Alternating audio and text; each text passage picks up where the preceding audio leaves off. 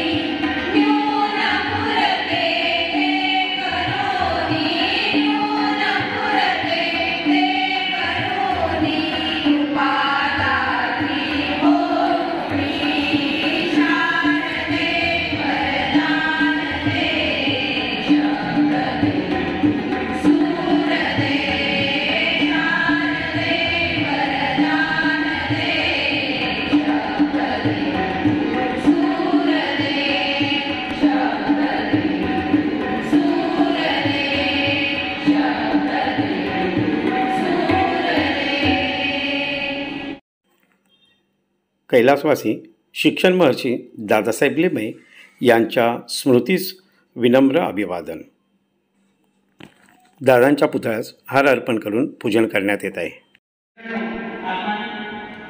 नेहमीप्रमाणे सर्व कोरोनाचे नियम, कोरोनाचे प्रोटोकॉल पाळून गेल्या महिन्याभरापासून आपली शाळा अतिशय सुरळीत चालू आहे आणि आपल्याला सांगताना आनंद वाटतो की आपल्या विद्यालयामध्ये दररोज मुलं एक दिवशी मुली आणि एक दिवशी मुलं या पद्धतीने आपले वर्ग भरवतो आहे आणि या एक महिन्यामध्ये आपल्या विद्यालयातील एकही विद्यार्थी बाकी आढळलेला नाही ही एक आनंदाची गोष्ट आपल्या सर्वांसाठी आहे।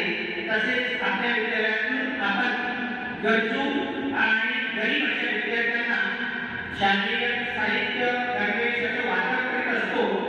आपल्या सांस्कृतिक विभागाचे प्रमुख ससर सर यांच्या माध्यमातून ही कार्यवाही होत असते। मी प्राचार्य आणि ससर सरांना विनंती करतो की एका गरीब आणि गरजू विद्यार्थ्यांना शालेय गणवेश देऊन तिला विद्यालयाच्या वतीने आपण शिक्षणासाठी प्रेरित करीत आहोत।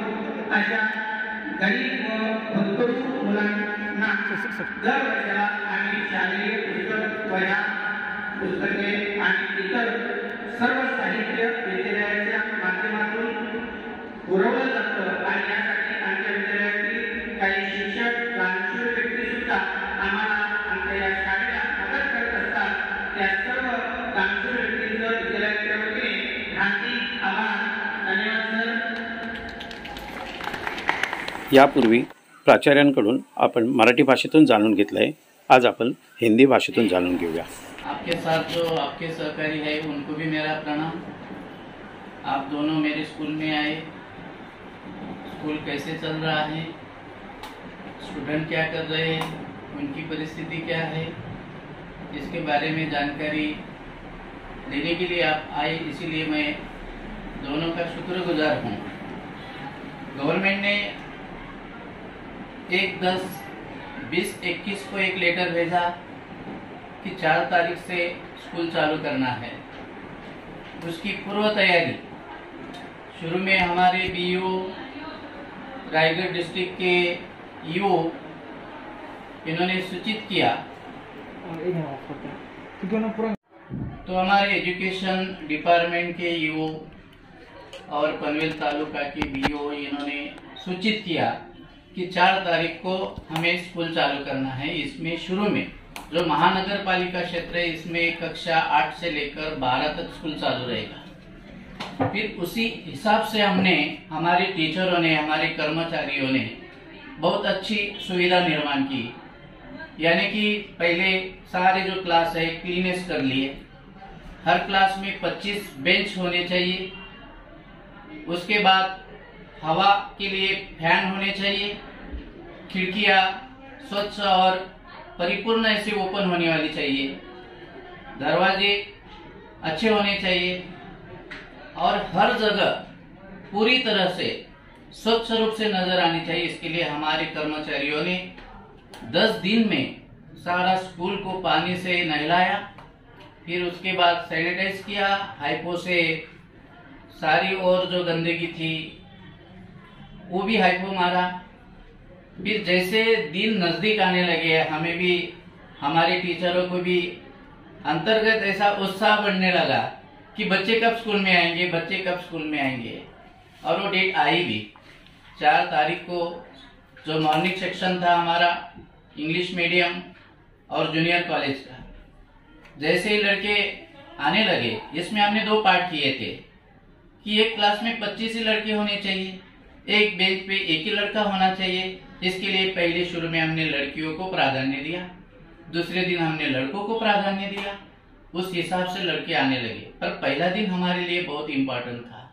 उस दिन हमने शिक्षण उत्सव यहाँ पे किया, बच्चों को प्रणाम किया, कुछ बच्चों को गुलाब के पुष्प दिए, उनका स्वागत किया, कोविड के बारे में जानकारी दी और उनके मन से जो डर था कोविड के बारे में वो निकाला। फिर उसके बाद हर बच्चे के बैग में सैनिटाइज का छोटा बॉटल होना चाहिए, पानी पीने के लिए एक बॉटल होनी चाहिए। अगर वो दोपहर में खाना पसंद करता है तो छोटा डिब्बा भी होना चाहिए। सारे टीचरों को इंफॉर्मेशन दी गई कि शुरू के 4 क्लास भरेंगे, 4 टीचर एक के बाद एक जाएंगे, छुट्टी बीच में होगी नहीं, क्योंकि बच्चे एक साथ निकलेंगे तो भीड़ होगी, एक दूसरे को टकराएंगे तो प्रॉब्लम हो सकते हैं। इसके लिए हमने बच्चों को जैसे बाथरूम जाना है, टॉयलेट जाना है तो एक एक बच्चों को छोड़ा गया और इस प्रकार से सारे बच्चे आने लगे और एजुकेशन का आनंद जो है वो लुटाने लगे। दोपहर सत्र में भी हमारा वही प्रोग्राम हुआ और वहां पे भी इसी प्रकार से हमने बच्चों का स्वागत किया। अभी देखते देखते 22 तारीख आ गई। बच्चों ने जो ऑनलाइन पढ़ा था उसका बहुत सारा रिवीजन हुआ और अच्छी तरह से रिवीजन हुआ। हमने बच्चों को कहा कि अभी हमें एग्जाम देनी है और वो ऑफलाइन देनी है। अभी तक आपने ऑनलाइन एग्जाम दी है। बच्चे बोले कि ये तो बहुत बढ़िया बात है। कुछ क्वेश्चंस हमने ऐसे निकाले थे कि वो विचार करने वाले थे और उसी प्रकार से बच्चों को हमने वो क्वेश्चन बैंक दी और 21 तारीख से हमारे यहाँ पे एग्जाम चालू हुई और बढ़िया बच्चे लिख रहे हैं, कोई प्रॉब्लम नहीं आ रहा है।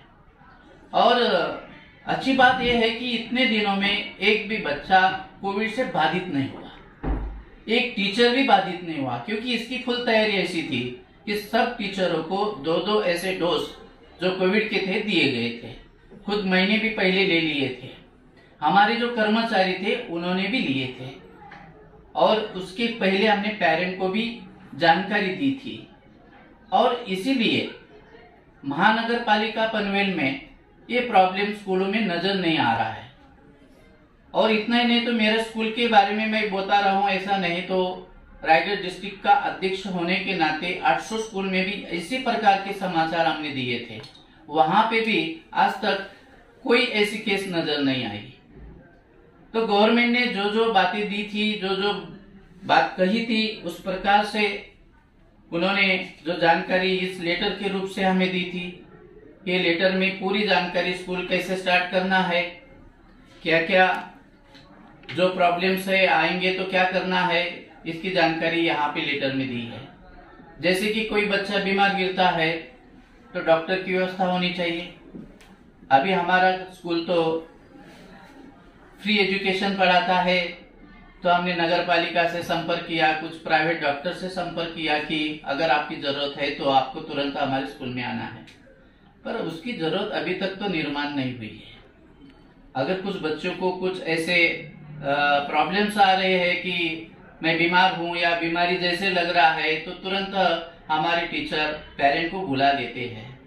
पेरेंट को बुलाने के बाद वो जो लड़का है या लड़की है उनके पास दे देते हैं या उन्हें हम मदद करते हैं। और जब स्कूल छूटता है तब भी एक ही क्लास बाहर आता है, एक साथ सारे बच्चे नहीं आते हैं। और जब बच्चे हम लेते हैं वो भी उसी प्रकार से लेते हैं। हमारे पास 5 गेट है और 5000 बच्चे होने के नाते 5 गेट में से हम सारे लड़के जो है एक गेट से नहीं ले सकते, इसके लिए अलग अलग करके उन्हें लेते हैं। थोड़ा टाइम जाता है पर कोई प्रॉब्लम नहीं आता है। अभी पहले जैसे लगने लगा है कि जैसे कोविड नहीं था, ऐसा अच्छा माहौल हो गया है। पर भी सारे बच्चे जब आएंगे, एक साथ बैठेंगे, प्रोग्राम में हिस्सा लेंगे, तब स्कूल को, हमारे टीचरों को बहुत आनंद होगा। तो और भी कुछ बातें इसमें हैं, पर सारी बातें तो टाइम के अनुसार से बताई नहीं जा सकती कि क्योंकि हम क्या क्या करते हैं। बच्चे की देखभाल करना तो हर टीचर, हर प्रिंसिपल, हर मैनेजमेंट का कर्तव्य है। वैसी सुविधा हमने ऊपर भी की है कि अगर बच्चा को दूसरा कोई प्रॉब्लम है तो उसको 1 घंटा या 1.5 घंटा रुका सकते हैं, सुला सकते हैं, डॉक्टर को बुला सकते हैं। पानी का प्रॉब्लम है तो मशीन लगाई गई है, शुद्ध पानी उनको दिया जाता है।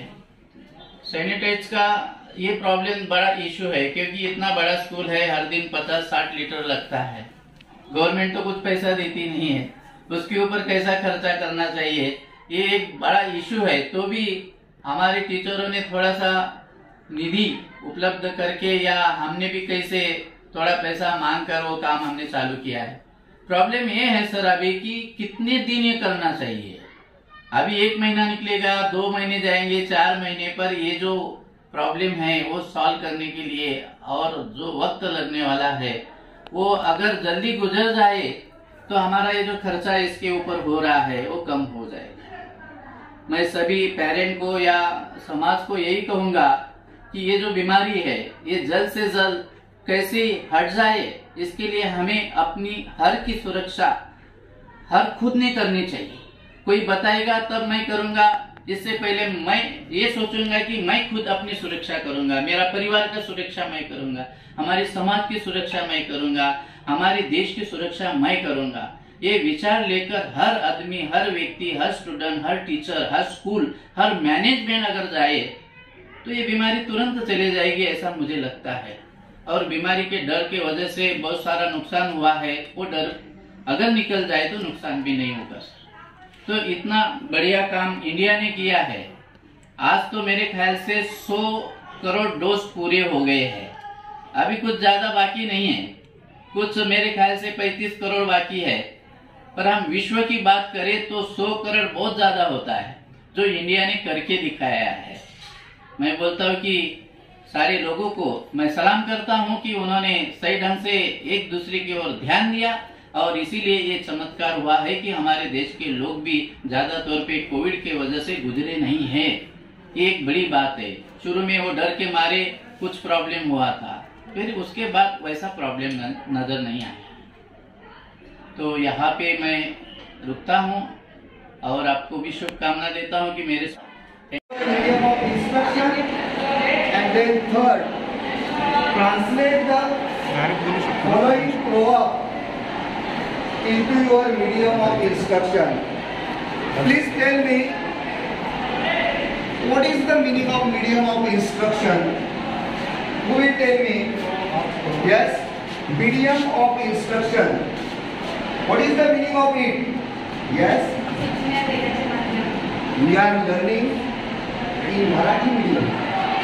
Medium of instruction means सूचना जी आपण देतो त्या भाषेमध्ये शिकवतो, आपलं माध्यम आहे त्याची भाषा ती कोणती असणार आहे? Which one? Marathi. Okay, now we are going to solve this question. First, success. Do we translate the word success? Yes. Very good. सफलता. Then yash. Very good. Second one, test. Yes. परीक्षा. Very good. परीक्षा. Third one, common.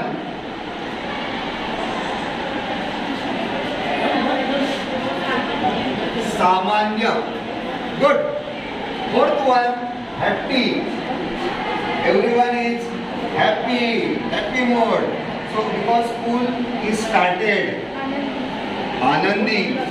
Very good. Fifth one, market. Market. Yes. Bazaar. And last one, difficult. Difficult. Yes. Very good. In this way, we have to write only four.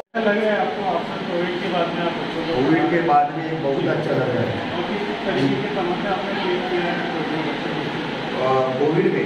Covid में online जो education चल रहा था उससे ज़्यादा सफलता नहीं मिल रही थी, लेकिन प्रत्यक्ष ऑफलाइन अभी जो चल रहा है उसके हिसाब से बच्चों को बहुत आनंद आ रहा है और उनके जो बात हम उनको पढ़ा रहे हैं वो उनके समझ में आ रही है अच्छी तरह से. ऑफलाइन क्लास का, ऑफलाइन स्टडी का यही फायदा है. तो इसी तरीके से हम जानते हैं कि बच्चों से ऑफलाइन के बाद में वो अभी क्लासेज आना, बिजनेस आना शुरू किया है, तो क्या महसूस हो रहा है? क्या आपका ओके कॉन्फ्रेंस स्टैंडर्ड में ऑफलाइन जब आप आ रहे हैं अभी और जब आपके ऑनलाइन लेक्चर चल रहे हैं, अभी ऑनलाइन लेक्चर आपको अच्छे से करना होता है या ऑफलाइन? तो इस तरीके से बच्चों का प्रतिक्रिया है और मुझे काफ़ी अच्छा लग रहा है.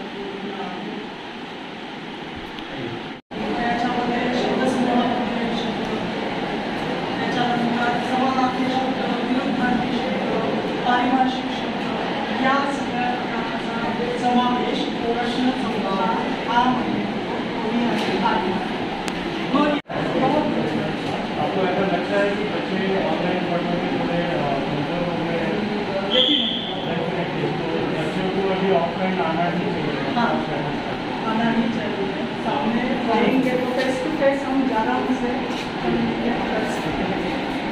और क्या नाम है बेटा आपका? कॉलेज स्टैंडर्ड में वहाँ तो अंजलि अभी पहले आप ऑनलाइन पढ़ते हैं बराबर, यही टीचर आपको पढ़ा रहे थे राइट, अभी यही टीचर जब आपको ऑफलाइन पढ़ा रहे हैं तो क्या डिफरेंशिएशन क्या है?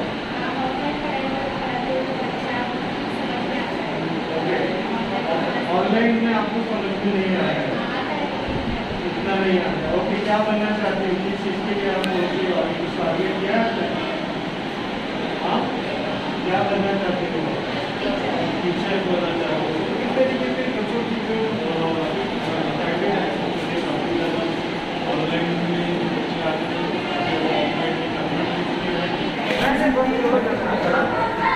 because of these animal is corrode soil and make it porous, which may be responsible for excavation and penetration of the developing plants, roots and ends are called as the trend of a worm. Then next question is one broad question. Then part 1, science part 1. Question number first is of A part is of 5 marks and this is the MCQ question. या प्रश्नामध्ये आपल्याला 5 बहुपर्यायी प्रश्न विचारलेले असतात। 5 प्रश्नांमध्ये प्रत्येक प्रश्नाला आपल्याला पर्याय लिहायचा असतो। लिहिताना आपण कशा पद्धतीने लिहिणार आहे तर या तुमच्या पद्धतीने MCQ मध्ये फॉर एक्झाम्पल वन असे शाळा सुटल्यानंतरही विद्यार्थी आपल्या रांगेत व्यवस्थित परत घरी जाताना दिसत आहेत। शाळा सुटलेले तरी कोरोनाचे नियम पाळत विद्यार्थी अगदी रांगेत व्यवस्थित बाहेर पडत आहेत। सोशल डिस्टन्स आणि कोरोनाचे सर्व नियम पाळत विद्यार्थी आपल्या घरी जाताना दिसत आहेत। शाळेतून परतताना शिस्तबद्ध रांगेत निघालेल्या विद्यार्थी